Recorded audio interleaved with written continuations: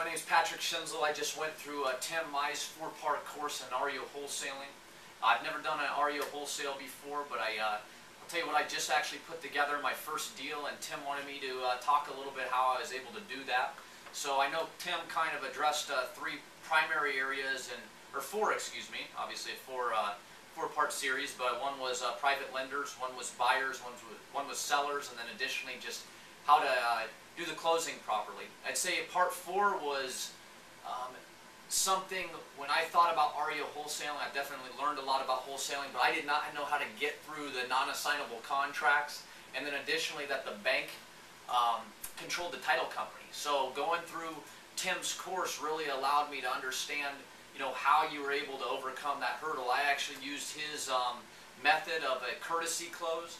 That's how I was able to get through that hurdle of a non-assignable contract and the bank controlling the title company. So that's how I was able to do it. I'll tell you the other part is going out and finding private lenders. I found one person that would lend me enough money to buy that deal in case I wasn't able to flip it. I'm kind of one of those guys, I'm a ducks in the road type of guy. So I was always nervous, like what if I don't find a buyer? So I really went out there and worked hard to get somebody on my team that would lend me money in case I didn't close the deal by the time my contractual date to close it came up. So I checked that little component off of the to-do list.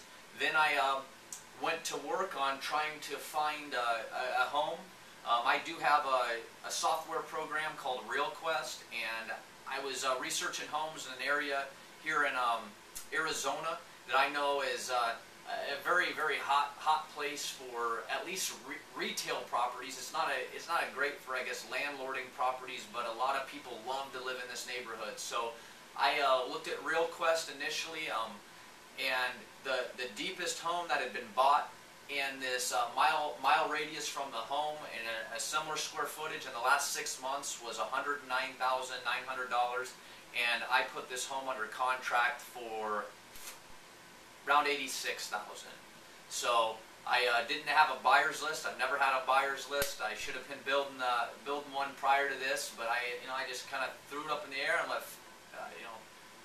faith, I guess, bring me a buyer. I obviously worked really hard at it. I didn't just rely upon strictly faith. I actually made some steps myself additionally, but I went out there and I actually formed a strategic alliance with a couple of the biggest wholesalers down here in the valley, a couple of guys that I really, really respect. So I guess I had to get over a little bit of something that was slightly fearful to me going in, because I don't have a great established track record in wholesaling homes in the valley, and so I had to go ask these guys, hey, could you help me market this?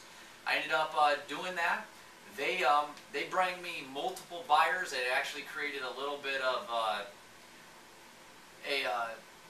competitive bidding war for the property, and they bring multiple buyers at $97,000. I ended up finding my own buyer actually at a lower price, but that buyer gave me a way bigger earnest money deposit, which I liked. So I was going to split up profits with the individual wholesalers if they found a buyer, but I decided to take a lower sales price at $92,000 with my end buyer, but he gave me extra insurance that he was going to enclose by giving me that greater earnest money deposit.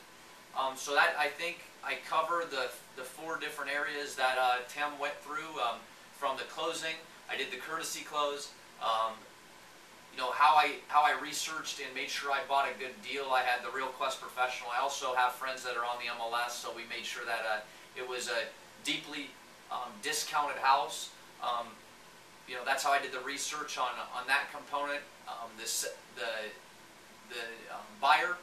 I told you how I found actually I didn't tell you how I found my buyer. My buyer actually came off a bandit sign.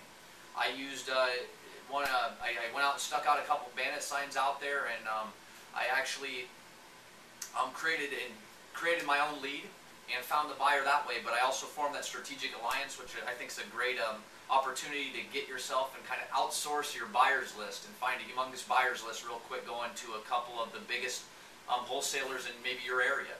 And then the last part is the private lender You know, making sure that you got some real money to back you up if you don't find that buyer. That just gives me that extra level of confidence to go out there and make real solid offers.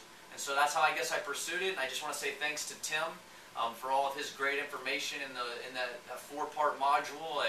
It really helped me out, and I really appreciate it. So thanks a lot, and I wish you guys all the best on attempting or getting out and doing your first wholesale. So thanks a lot. Have a good day.